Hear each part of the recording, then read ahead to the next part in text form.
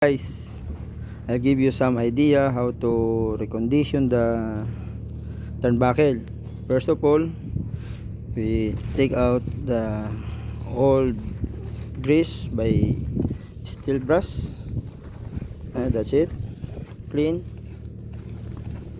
this one, clean all the rusty part, and then after you clean,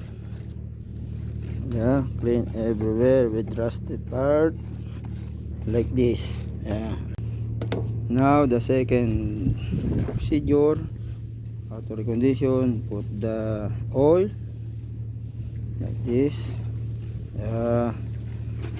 all everywhere with, okay, put some oil, and then